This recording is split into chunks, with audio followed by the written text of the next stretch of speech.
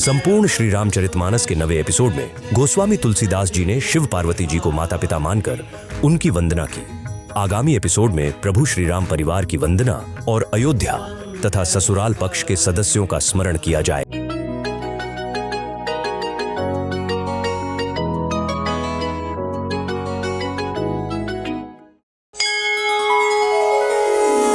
मंगल भवन मंगलहारी प्रभु सुदशरथ अजिर बिहारी। जय जय सिया राम। पूज्यपाद गोस्वामी तुलसीदास जी महाराज द्वारा सृजित श्री रामचरितमानस की इस भावरस संगीत यात्रा के इस 10वें पुष्प चरण में अर्थात 10वें एपिसोड में मैं आप सबके हृदयस्थ राघवेंद्र राम को सादर प्रणाम करता हूं। मंगलाचरण के क्रम में गोस्वामी जी अब वंदना कर रहे हैं उस परिवार की, उन परिजनों की जिन्होंने राघवेंद्र राम को संपूर्ण किया, यानी जिनके कारण हमारी माँ जानकी भगवान के पार्श्व में स्थापित हो सकी। प्रणवउ परिजन सहित विदेहु जाहि राम पद गूढ़ स्नेहु। जोग भोग में राखे गोई राम बिलोकत प्रगटे सोई।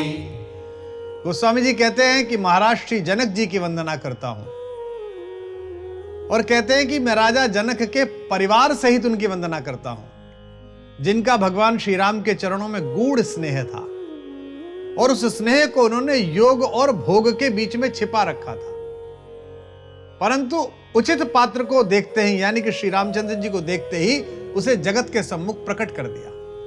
जनक जी कौन है यह जानना आवश्यक है कि भगवान ने जो परिणय किया, पाणी ग्रहण किया, वो किस परिवार में जाकर किया। भगवान के लिए जगत जननी सीता के अतिरिक्त और कोई पृथ्वी पर सृजित हो ही नहीं सकता था और उन्हें जनक जैसे तपस्वी ही पृथ्वी पर ला सकते थे। इक्ष्वाकु वंश के एक राजा हुए हैं निमि। निमि चाहते थे कि वो 1 सहस्त्र वर्ष का एक यज्ञ करें, इसीलिए निमि अपने कुल गुरु महर्षि वशिष्ठ के पास गए और उन्होंने कहा कि गुरुदेव, एक यज्ञ करने का मन है, आप याज्ञिक हो जाइए, 1 सहस्त्र वर्ष का यज्ञ मैं करना चाहता हूं। गुरुदेव ने कहा कि महाराज, मैं तो अभी अभी पहले ही इंद्र को वचन दे चुका हूं। इंद्र 500 वर्ष का एक यज्ञ कर रहे हैं और उसमें वो मेरे यजमान हैं, तो मैं पहले उसे करूंगा, तब आपके विषय में सोचूंगा, आपका यज्ञ करूंगा। संकोचवश, गुरु की मर्यादावश निमि शांत रह गए और हमारे यहां कहा जाता है मौनम स्वीकृति लक्षणम। अगर आप मौन हैं तो इसका मतलब आप स्वीकृति दे रहे हैं। गुरु ने सोचा, वशिष्ठ जी ने सोचा कि निमि ने उनकी बात मान ली है। गुरु चले गए, लेकिन निमि को लगा कि यज्ञ तो होना चाहिए। उन्होंने उसी समय के दूसरे अत्यंत आदृत समादृत महर्षि गौतम से कहा, ऋषिवर आप मेरा यज्ञ कर दीजिए। गौतम जी ने कहा, ठीक है, मैं आपका यज्ञ कर देता हूं। यज्ञ प्रारंभ हो गया। 500 वर्ष का यज्ञ इंद्र का संपूर्ण कराकर जब गुरु वशिष्ठ निमि के यहां पहुंचे कि चलिए अब उनका यज्ञ कराते हैं, देखा तो वहां यज्ञ चल रहा है। उन्हें बड़ा दुख हुआ और क्रोध आया। महर्षि के लिए क्रोध उचित नहीं है, पर आ गया, सात्विक क्रोध था। उन्होंने पता किया कि कौन यज्ञ कर रहा है। बोले महर्षि गौतम कर रहे हैं। किसकी आज्ञा से? बोले राजा ने आमंत्रित किया। उस समय महाराज निमि संध्या होने के कारण, रात्रि होने के कारण अपने शयन कक्ष में विश्राम कर रहे थे, सो रहे थे, निद्रा में थे। उन्होंने बिना उनका पक्ष पूछे शाप दे दिया और कहा कि यह राजा देह रहित हो जाए, इसकी देह नष्ट हो जाए, शरीर नष्ट हो जाए, अस्तित्व नष्ट हो जाए, ये नहीं कहा। जब राजा जगे और उन्हें बताया गया तो उन्हें भी बहुत क्रोध आया। उन्होंने कहा, आप महर्षि हैं, आप कम से कम मेरा पक्ष सुनते, मुझसे बात करते तो मैं आपको बताता। आपने मुझे शाप दिया, मैं भी आपको अपनी तपस्या से शाप देता हूं कि आप भी देह रहित हो जाएं। अब राजा का शरीर महर्षि गौतम ने उस समय के जीवक तेलों के बीच रखा ताकि राजा का शरीर यज्ञ तक बचा रहे। यज्ञ पूरा हुआ और राजा से यज्ञ पूरा होने की सूचना देने के लिए जब गौतम ऋषि पहुंचे तो गौतम ऋषि ने कहा कि आपको वरदान जो लेना हो लीजिए, याज्ञिक के नाते मैं आपको वरदान देता हूं। तो उन्होंने कहा देह तो मांगेंगे नहीं, क्योंकि देह के समाप्त होने पर दुख बहुत होता है। ब्राह्मणों ने कहा अभी तो इस पृथ्वी को देखने का आपका समय बचा था। तो उन्होंने कहा हाँ, मैं पृथ्वी को देखना चाहता हूं, मुझे इस जगत के समस्त प्राणियों की पलकों पर स्थापित कर दीजिए अदृश्य रूप में। तब से आज तक प्रत्येक जीव जंतु की पलक पर महाराज निमि अदृश्य रूप में बैठे हुए हैं। उन्हीं के भार से हमारी पलक गिरती है, और एक बार जितनी पलक गिरती है उसे संस्कृत में निमिष कहा जाता है, पल कहा जाता है। एक निमिष में, वो निमि से ही बना है। राजा के कोई पुत्र नहीं था, और राजा का पुत्र ना हो तो शासन की व्यवस्था कौन संभालता, इसलिए उनके शरीर को मथ कर उससे यष्टि निकाली गई और उससे एक शिशु पैदा किया गया जो जनन से पैदा हुआ था, इसलिए वो जनक कहलाया। और मथकर पैदा हुआ था, ऐसे जनक की राजधानी मिथिला कहलाई। यह जो नाम है मिथिला, और यह नाम जो है, और बिना देह के व्यक्ति के पैदा हुआ था, इसलिए विदेह कहलाया। देवताओं ने कहा कि यह बहुत आपके साथ अच्छा नहीं हुआ, और कोई आप वरदान मांगिए। तो महाराज ने कहा कि गुरु वशिष्ठ को संभवतः इस बात का अहंकार है कि उन्हें यह ज्ञात है कि जिस वंश की पूजा अर्चना में, जिस वंश के पांडित्य कर्म में, जिस वंश की गुरु परंपरा में वो खड़े हैं, वहां परमेश्वर स्वयं प्रकट होंगे, वहां भगवान राम आएंगे, श्री हरि विष्णु स्वयं उस परिवार में अवतार लेंगे। यदि उन्हें इस बात का अहंकार है तो देवताओं मुझे वरदान दीजिए कि मेरे घर में जगदम्बा पैदा हो, जगत जननी पैदा हो, ताकि गुरु वशिष्ठ भी अपने यजमान के साथ परिवार पूरा कराने के लिए मेरे द्वार पर हाथ जोड़कर खड़े हो। क्या अद्भुत सौम्य वरदान मांगा। और कालांतर में स्वयं जगदम्बा भारतेश्वरी माता सीता उसी वंश में प्रकट हुई। और आगे जब हम भगवान के स्वयंवर का और भगवान के प्रथम बार माता के दर्शन का सुयोग देखेंगे इसी कथा में, तो हम देखेंगे कि सीता जी ने भगवान को पहली बार देखा तो पलक नहीं झपकी, अपलक देखती रही, पलक ही नहीं झपकी। इसका वैज्ञानिक कारण यह भी हो सकता है कि पौत्री, और वो भी 21वें वंश में आई हुई पौत्री, उसका वर सामने खड़ा हुआ है। ऐसे समय में जो घर के बुजुर्ग होते हैं वो पुत्री और उसके प्रेमी उसके पति को देखकर वहां से हट जाते हैं, तो माता की पलकों से उतर गए नहीं, इसीलिए माता की पलकें झपकी नहीं। अब वंदना करते हैं। प्रणवौ प्रथम भरत के चरना, जासुनेम व्रत जाई न बरना, राम चरण पंकज मन जासु, लुबुध मधुप इव तजई न पासु। गोस्वामी जी वंदना के क्रम में कहते हैं कि अब मैं श्री भरत जी के चरणों में प्रणाम करता हूं। और कैसे हैं भरत जी? जिनके नियम और व्रत का वर्णन नहीं कर सकता, जिनका मन श्री रामचंद्र जी के चरण कमल में भौरे की तरह लुब्ध है, मुग्ध है, कभी उनका साथ नहीं छोड़ता।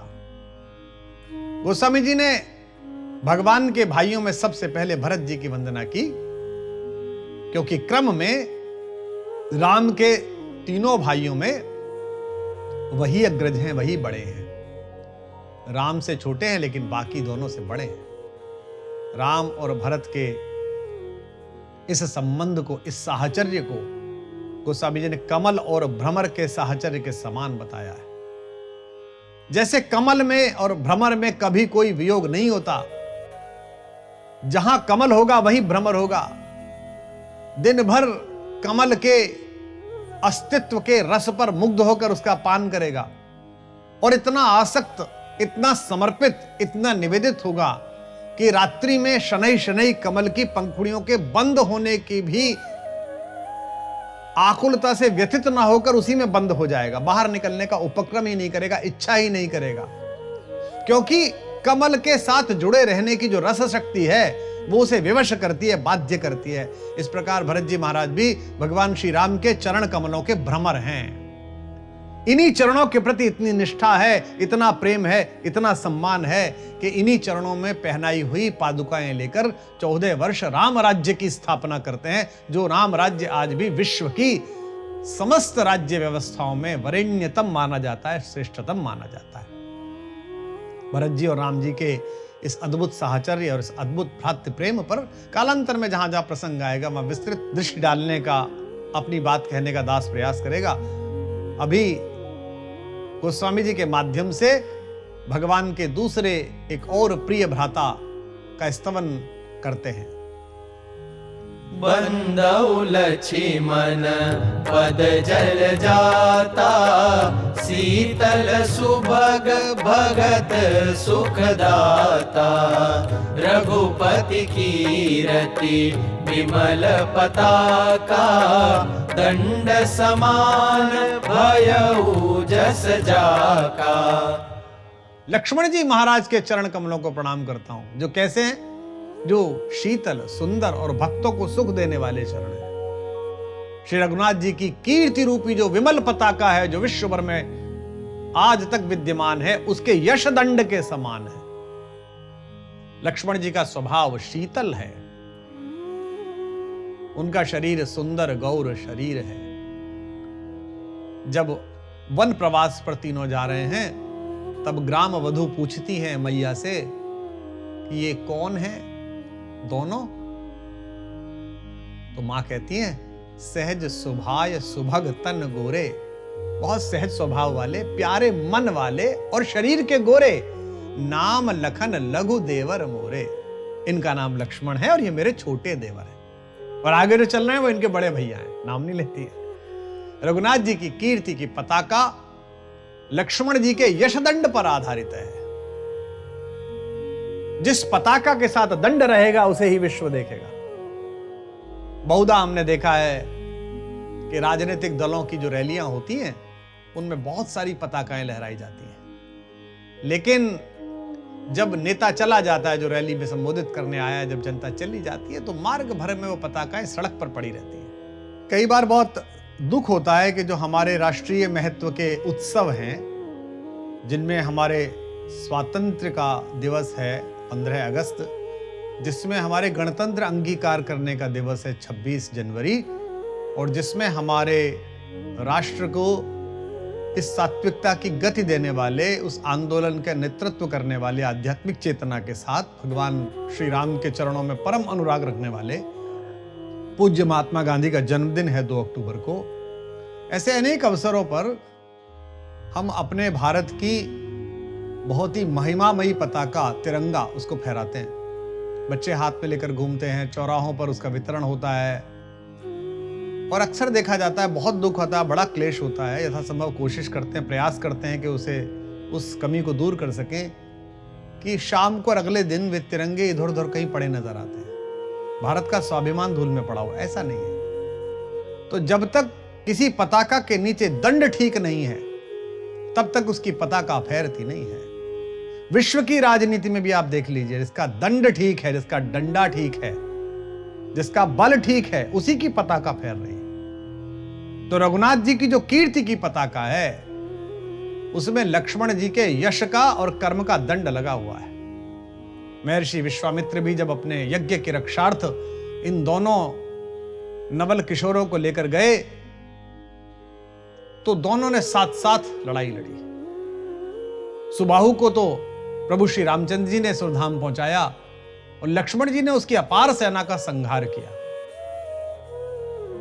कैसे हैं लक्ष्मण जी? शेष सहस्र शीस जग कारण, जो अवतरे भूमि भय टारन।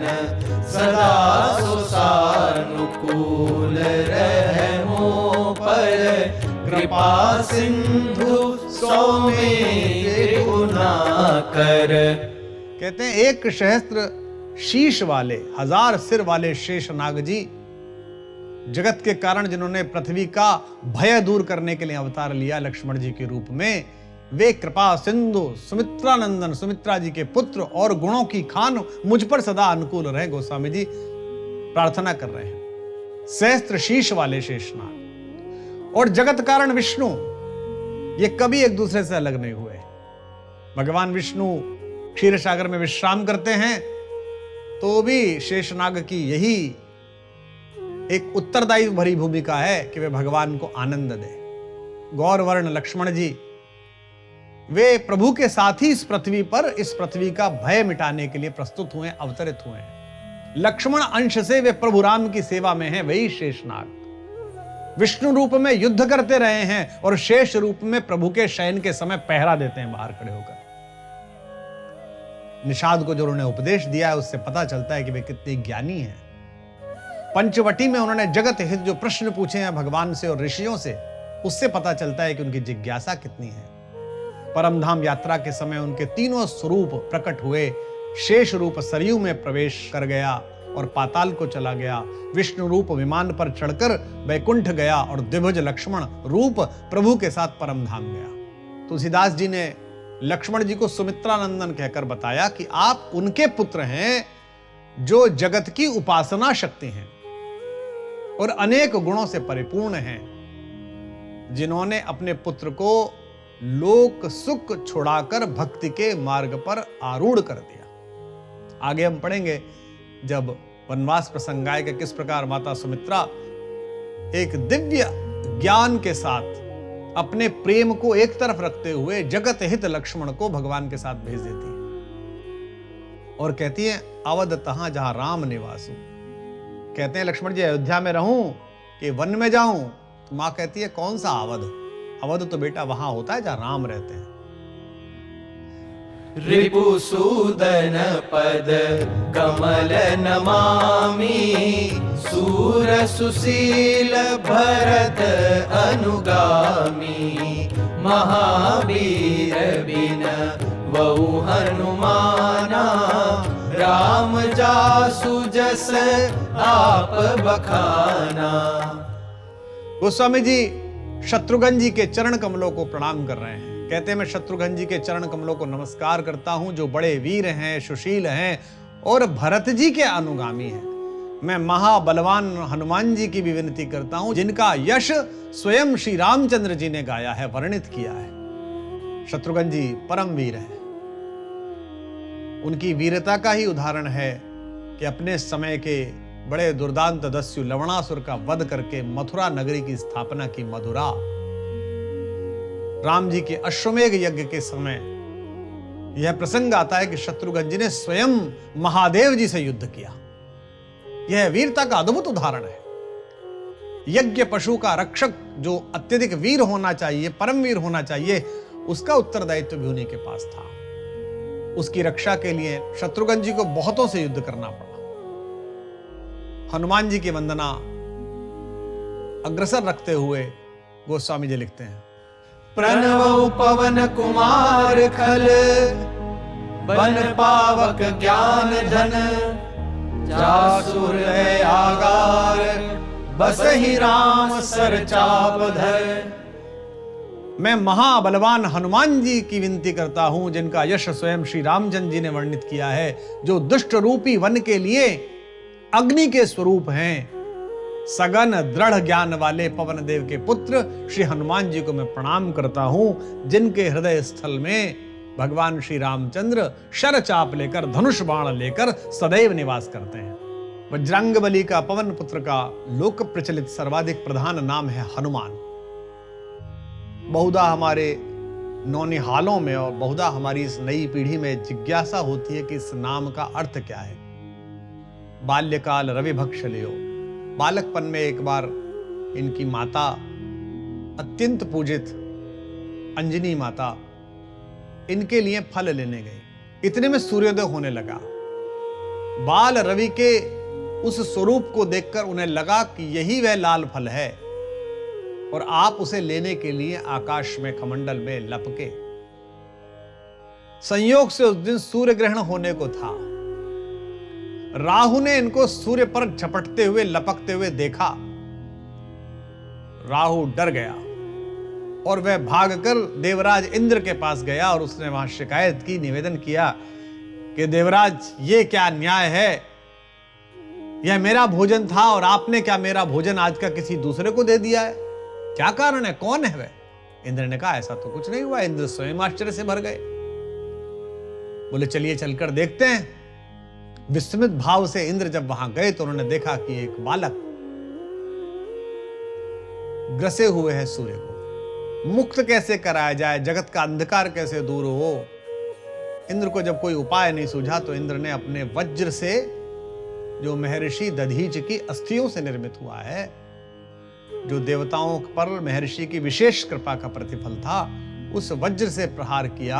अमोघ है वो, उससे टकराने वाला कोई बचता नहीं है। जीवित असंभव है रहना, लेकिन फिर भी उसके आघात से बाल महावीर मारुति नंदन का कुछ नहीं बिगड़ा। हां, उनकी जो हनु है, जो वो ठोड़ी है, वो थोड़ी सी दब गई और कुछ देर के लिए मूर्छा आ गई। प्रसंग फिर यह भी है कि इस पर कुपित होकर उनके पिता, पंचतत्वों में से एक पवन ने बहना बंद कर दिया। पृथ्वी हाहाकार करने लगी। तब ब्रह्मा, विष्णु, महेश तीनों ने प्रार्थना की, देवताओं ने प्रार्थना की, और उनकी प्रार्थना पर पवन ने स्वयं को उन्मुक्त किया। और इन हनुमान के हृदय रूपी घर में भगवान कैसे रहते हैं? धनुष बाण लेकर, शर चाप धर, और सदैव निवास करते हैं। धनुष बाण धारी ही क्यों? क्योंकि खल के संहार के लिए, दुष्ट के संहार के लिए धनुष बाण की आवश्यकता है। आगे वंदना करते हैं। कपिपति रीछ निशाचर राजा, अंगदादि जे कीस समाजा, बंदउ सबके चरण सुहाए, अधम शरीर राम जिन्ह पाए। कहते हैं, मैं वानरों के राजा कपीश, कपिपति अर्थात सुग्रीव जी को प्रणाम करता हूं। ऋक्ष समूह के राजा, रीछों के राजा जामवंत जी को, जामवान जी को प्रणाम करता हूं। राक्षसों के राजा, असुरों के राजा महाराज विभीषण लंकाधिपति को प्रणाम करता हूं। किष्किंधा के युवराज बालिपुत्र अंगद को प्रणाम करता हूं, जिनको अधम शरीर मिला, मनुष्य से नीचे शरीर मिला, पशु शरीर मिला, और उसके बाद भी उन्होंने दुर्लभ राम जी के चरणों का प्रसाद पा लिया, उनका सानिध्य पा लिया। उन सभी के सुंदर चरणों को प्रणाम करता हूं, उनकी वंदना करता हूं। मनुष्य के शरीर का सबसे बड़ा प्राप्य क्या है, अभीष्ट क्या है, लक्ष्य क्या है? कि यह परमात्मा को प्राप्त करे। दुनिया का सारा ज्ञान ऊर्ध्व होकर कहां जाता है? अध्यात्म में परिवर्तित हो जाता है। Philosophy of physics, philosophy of chemistry, philosophy of political science है तो केमिस्ट्री, फिलॉसफी किस बात की? इस मनुष्य शरीर की अंतिम अभीप्सा है कि भगवान का सामीप्य प्राप्त करें। सारे साधु संत, महामंडलेश्वर आचार्य, शंकराचार्य गिरिवन कंदराओं में तपस्या कर रहे वे परम साधु जो वीतरागी हैं, जो इच्छाओं के पाश से मुक्त हो गए, उनकी एक इच्छा शेष है। सांसों की सीमा निश्चित है, इच्छाओं का अंत नहीं है। जिसकी कोई इच्छा ना हो ऐसा कोई संत नहीं है। उसकी इच्छा है परमात्मा का सामीप्य, और इच्छा के बाद भी यह तय नहीं है, निष्कर्ष नहीं है कि वो भगवान को पा सकेगा। लेकिन गोस्वामी जी कहते हैं, इन भालुओं का, इन बंदरों का, इन वानरों का सौभाग्य देखिए कि परमपिता परमात्मा का सतत सत्संग प्राप्त किया, उनका सामीप्य प्राप्त किया। अर्थात जन्म श्रेष्ठ नहीं है, किस शरीर में पैदा हुए श्रेष्ठ नहीं है, किस जाति में पैदा हुए श्रेष्ठ नहीं है, किस धर्म में पैदा हुए श्रेष्ठ नहीं है, किस अंचल में कहां पैदा हुए यह श्रेष्ठ नहीं है। कर्म से, व्यवहार से, सौभाग्य से, पूर्व जन्मों के क्रियाफल से कितना ईश्वर का सामीप्य मिला है, यह श्रेष्ठ है। रघुपति चरण उपासक जेते, खग मृग सुर नर असुर समेते, बंदहु पद सरोज सब केरे, जे बिनु काम राम के चेरे। गोस्वामी जी कहते हैं, मैं उन सब पशु पक्षियों को, देवताओं को, मनुष्यों को, राक्षसों समेत जितने भी राम जी के चरणों के उपासक हैं, हुए हैं और होंगे, गोस्वामी जी उन सब के चरणों में प्रणाम करते हैं, क्योंकि ये सब भगवान के निष्काम सेवक हैं। सेवा करनी है तो निष्काम की जाए, वही श्रेष्ठ सेवा है। हनुमान जी ने जो की, लक्ष्मण जी ने जो की। कहते मैं उन सबको प्रणाम करता हूं जो भगवान के निष्काम सेवक हैं। और निष्काम सेवा ही आपको जीवन में संतोष देती है और जीवन के बाद संतोष देती है। भगवान अपनी निजी एक समस्या को आगे रखकर लोक मंगल की अवधारणा को प्रबल करने चले। उनके परिवार ने उनका परित्याग किया वनवास में। यह इक्ष्वाकु वंश की राजा दशरथ के परिवार की निजी राजनीति थी। इसके लिए कोई जामवंत, कोई अंगद, कोई सुग्रीव, कोई हनुमान प्रतिबद्ध नहीं था। वो अयोध्या के वेतनमान पर नहीं थे, सैलरी रोस्टर पर नहीं था उनमें से कोई भी। भगवान की श्री का हरण किया एक पापी ने, दुष्ट ने, छल से अपहरण किया माता का। यह भी भगवान का निजी मामला है। इसके लिए कोई प्रतिबद्ध नहीं है, कोई हनुमान प्रतिबद्ध नहीं है, कोई अंगद प्रतिबद्ध नहीं है। लेकिन रावण का वध लोक मंगल का कार्य है। रावण को नष्ट करना, राक्षसों को नष्ट करना, यह जगत के लिए उत्तरदायित्व है क्षत्रिय का, एक सद्वृत्ति वाले व्यक्ति का, भगवान का। उन्होंने प्रण किया है, भुज उठाकर प्रण किया है, भुज उठाए प्रण कीन। उसके साथ बिना काम निष्काम आकर खड़ा हो गया पूरा वानर समाज। किष्किंधा से जो वानर गए, जो ऋक्ष गए लड़ने के लिए लंका समुद्र पार करके, जिन्होंने पुल बनाया, उनमें लाखों तो लौटे ही नहीं। भगवान ने सबका अपने हाथ से अंतिम संस्कार किया, सबको सुरलोक दिया है, सौभाग्य है, लेकिन लौटे नहीं। उनकी पत्नियां भी होंगी, उनके शिशु भी होंगे, उनके परिवार भी होंगे, उनकी कंदराएं भी होंगी, उनके वृक्ष भी होंगे कि इस पेड़ पर बैठते थे, नहीं लौटे। उनमें से किसी ने अयोध्या आकर राशन कार्ड की भी मांग नहीं की। अयोध्या के राजवंश के स्थापित हो जाने पर जिस प्रकार चारों भाइयों के दो दो पुत्रों को पृथ्वी का वितरण किया गया, इस तरह से उन वानरों के संतानों के विषय में कुछ नहीं सोचा गया। यह जगत के कल्याण के लिए लग जाना, यह निष्काम काम है। हम अक्सर देखते हैं कि हमारे जनप्रतिनिधि या हमारे राजनीति में सक्रिय लोग या समाज सेवा का संकल्प लिए हुए लोग, उनमें से कुछ लोग, सभी नहीं, सभी अच्छे हैं इसीलिए जगत धुरी पर है, अन्यथा तो अब तक तो कलयुग समाप्त हो जाता। उनमें से कई लोगों को हम दृश्य देखते हैं कि वे सोशल मीडिया पर 5 आदमी एक केला पकड़े हुए हैं और वो बेचारा गरीब बैठा हुआ है। आदमी 5 है, केला अकेला है। लेकिन यह जो भगवान के साथ लड़े, ये जो भगवान के साथ जगत के कल्याण के लिए जिन्होंने अपना प्राणोत्सर्ग किया, ये निष्काम सेवक हैं। वे पक्षी जिन्होंने मार्ग बताया कि इधर की तरफ, जिन पक्षियों से भगवान ने संवाद किया, हे खगमृग, हे मधुकर श्रेणी, तुम देखी सीता मृग नैनी, उन सबको तुलसीदास जी प्रणाम करते हैं। सुख सनकादि भगत मुनि नारद, जे मुनि बर विज्ञान विसारद, प्रणवउ सबहि धरनी धरि सीसा, करहु कृपा जन जानी मुनीसा। श्री सुखदेव जी महाराज, श्री सनक, सनातन, सनंदन, सनत कुमार जी, ये चारों, एवं श्री नारद जी आदि भक्त जो मुनियों में श्रेष्ठ और विज्ञान में प्रवीण हैं, उन सबको मैं पृथ्वी पर सिर धरकर प्रणाम करता हूं। हे मुनीश्वरों, आप सभी मुझे अपना दास जानकर मुझ पर कृपा कीजिए। जिन जिन मुनियों को प्रणाम किया है, अधिकांश से आप परिचित होंगे, हो सकता है कुछ लोग समस्त लोगों से परिचित हों, किंतु ऐसे सत्पुरुषों की कथा कहने का लोभ मैं स्वयं संवरण नहीं कर पा रहा, इसलिए मुनियों में, उल्लेखित मुनियों में से कुछ के विषय में निवेदन करता हूं। शुकदेव जी आप जानते हैं, भगवान कृष्ण द्वैपायन व्यास जी के पुत्र हैं। पूर्व जन्म में एक शुक पक्षी थे। भगवान शंकर ने जब परम गोपनीय अमर कथा माता पार्वती को सुनाई, तो सबसे पहले ध्वनि नाद करके जितने भी पशु पक्षी जीव जंतु थे, उन्हें उस गुफा से, उस गुह्य स्थान से बाहर कर दिया।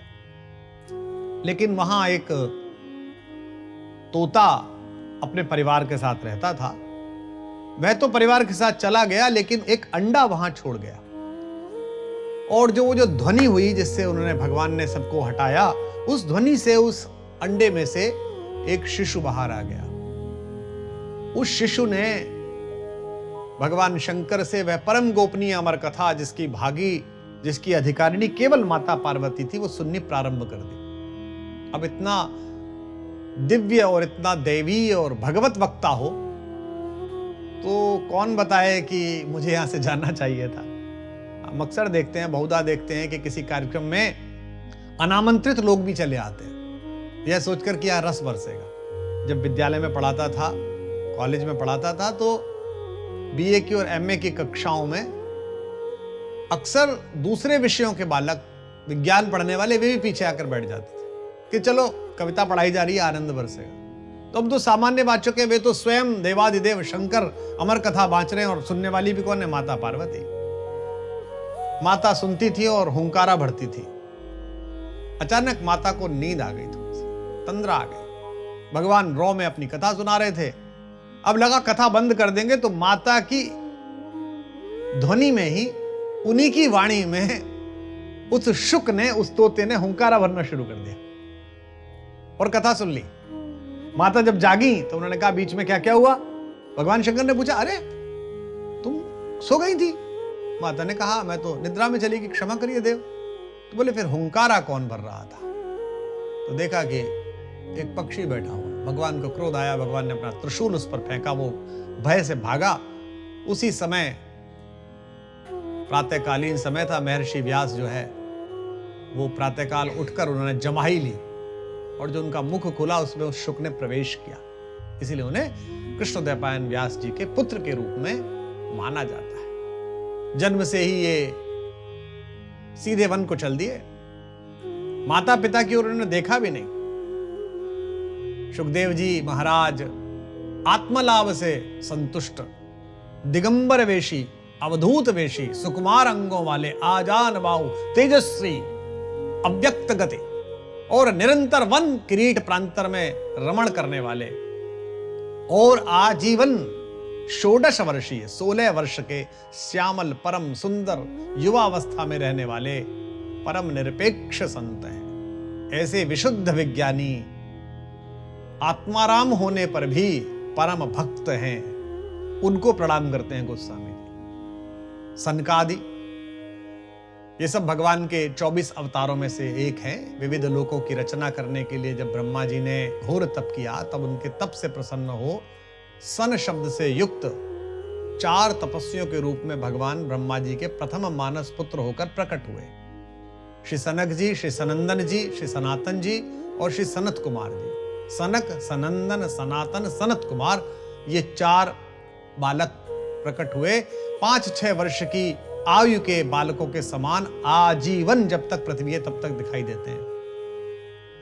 और तीसरे जिनके विषय में बहुत चर्चा होती है, लोकश्रुत है श्री नारद जी।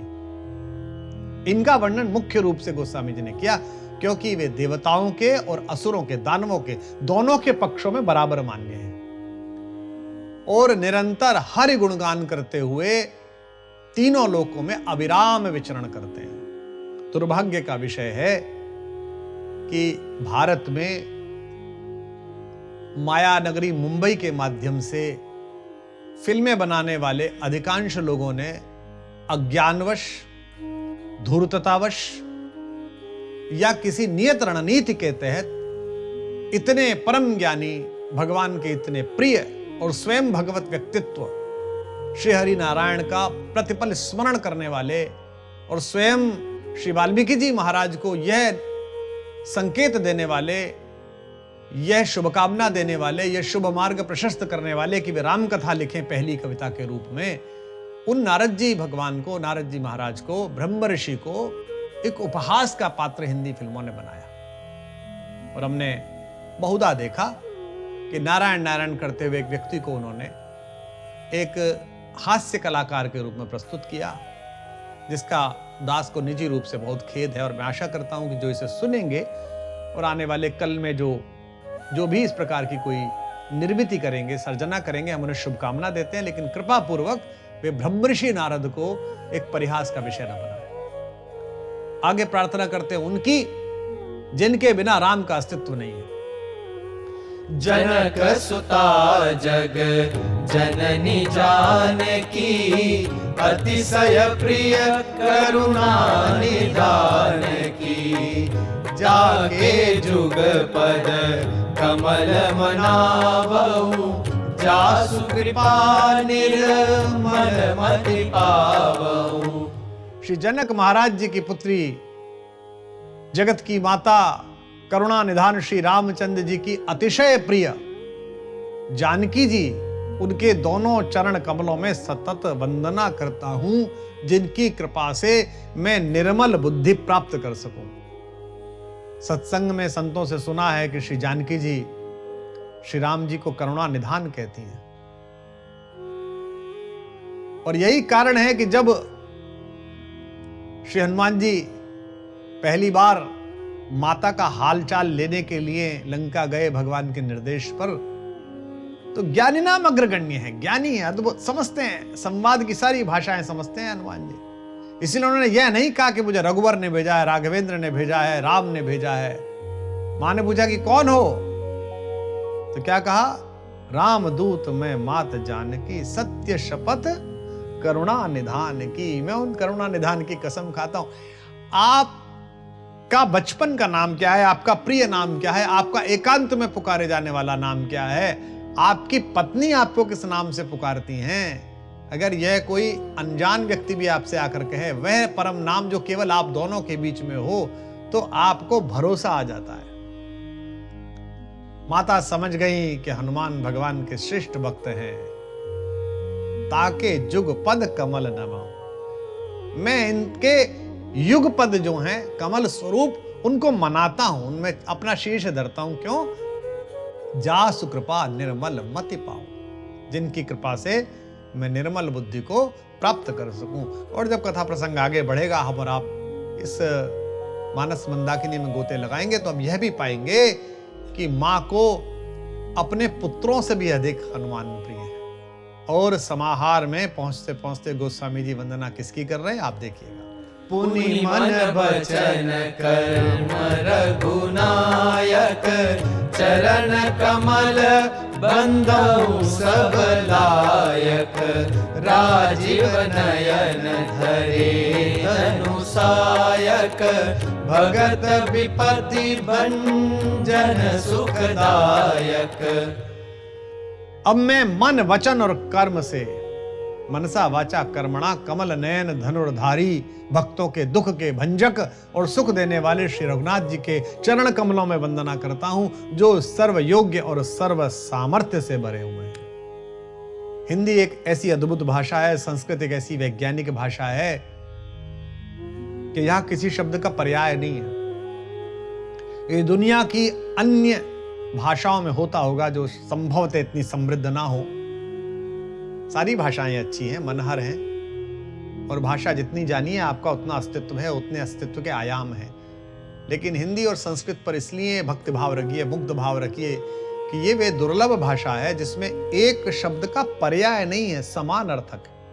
कमल अलग है, पुंडरीक अलग है, अरविंद अलग है। सुबह कौन सा खिलेगा क्या कहा जाएगा, शाम को क्या खिलेगा क्या कहा जाएगा।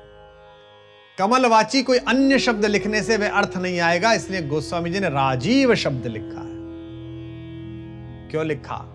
राजीव रक्त कमल को कहते हैं, लाल कमल को कहते हैं। और भक्त पर विपत्ति आए, विपत्ति भंजन करते समय जब धनु और सायक उठा लिया जाए, तीर धनुष उठा लिया जाए, आंख में क्या होना चाहिए?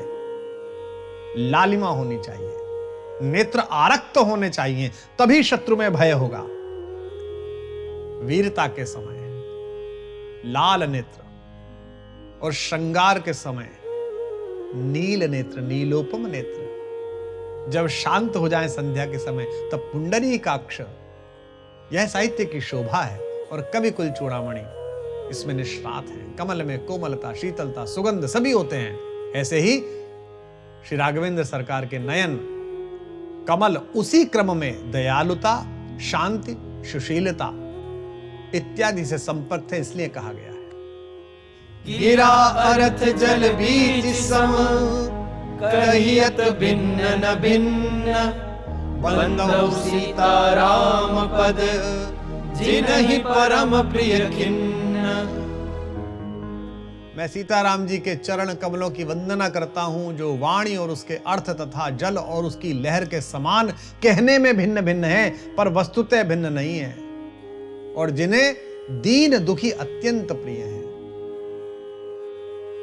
आपने सोचा कि इतनी सारी वंदना के बाद अंत में भगवान रघुनाथ जी और सीताराम जी की वंदना क्यों की? क्योंकि दृश्य निर्मित कीजिए कि वंदना का क्रम चल रहा है, अंतरिक्ष में सब खड़े हुए हैं, इधर ब्रह्मा जी खड़े हुए हैं, इधर नारद जी खड़े हुए हैं, इधर हमारे सनत कुमार खड़े हुए हैं, इधर व्यास खड़े हुए हैं, वाल्मीकि जी खड़े हुए हैं, सब एक एक करके खड़े हैं। लेकिन जहां अंत में आप पहुंचेंगे, मंदिर में भी आप जाते हैं, बहुत सारे विग्रह होते हैं, सबको प्रणाम करते हैं, सबकी पूजा करते हैं, पर अंत में मुख्य विग्रह के पास आप बैठ जाते हैं कि यहां अब ध्यान लगेगा। तो गोस्वामी जी चतुर हैं, वे चाहते कि अंत में वंदना जाकर भगवान के चरणों में ही रुके, सबकी पूजा कराऊं, बाद में आखिर में यही बैठ जाऊं। तो कहते हैं जैसे जल और उसकी लहर, जैसे वाणी और उसका अर्थ अलग अलग दिखते हैं पर कहे नहीं जाते, या कहे जाते हैं तो होते नहीं हैं, उसी प्रकार भगवान सीताराम जी के दो होने का केवल आभास मात्र है। ये माता खड़ी है, ये परम पिता परमेश्वर भगवान खड़े हैं, ऐसा लगता है दो विग्रह, नहीं, ये दोनों एक ही हैं। पहले श्री राम जी और श्री जानकी जी के चरण कमलों की वंदना अलग अलग की, अब एक साथ कर रहे हैं, अभिन्न भाव के साथ कर रहे हैं। और दृष्टांत भी, उदाहरण भी क्या बेजोड़ है। गिरा अर्थ जल बीच सम कहियत भिन्न न भिन्न। जैसे शब्द से उसके अर्थ को दूर नहीं किया जा सकता। कैसे? आप कहिए फूल, तो फूल कहते समय आपकी दृष्टि में, आपकी स्मृति में पहाड़ आता है क्या? नहीं आता। और हम तो मनुष्य हैं, हमारे जो पालित पशु हैं, जिनके साथ हम रह रहे हैं, बहुत सारे लोग गाय पालते हैं, बहुत सारे लोग कुत्ता पालते हैं, कुछ लोग बिल्ली पालते हैं, कुछ पक्षी पालते हैं। दो पक्षी देख लीजिए, एक घर के बाहर पेड़ पर बैठा हुआ तोता है और एक घर के अंदर पला हुआ तोता है।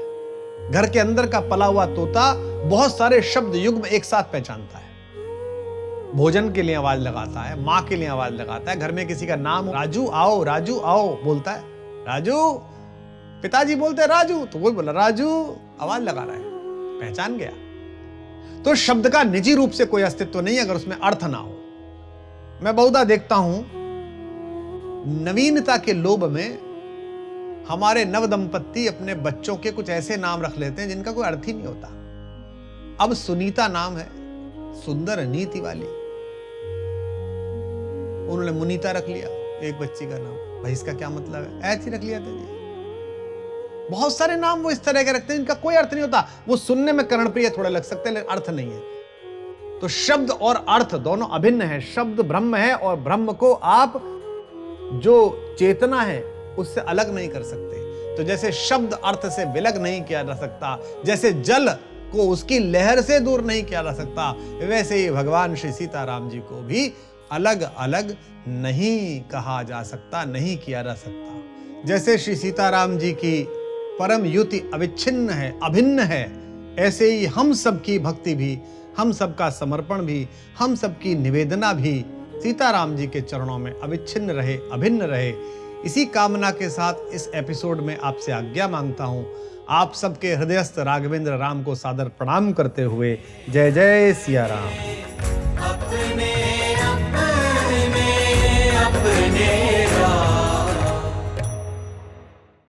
मंगल भवन मंगल हार। संपूर्ण श्री रामचरितमानस के 10वें एपिसोड में हम सभी ने श्री राम परिवार की वंदना की। आगामी एपिसोड में श्री राम कथा मर्मज्ञ डॉक्टर कुमार विश्वास जी गोस्वामी तुलसीदास जी द्वारा रचित श्री रामचरितमानस की अमृत व्याख्या के क्रम में श्री राम नाम की अद्भुत महिमा के विषय में बताएंगे। आइए चलते हैं श्री रामचरितमानस की भाव रस संगीत यात्रा पर।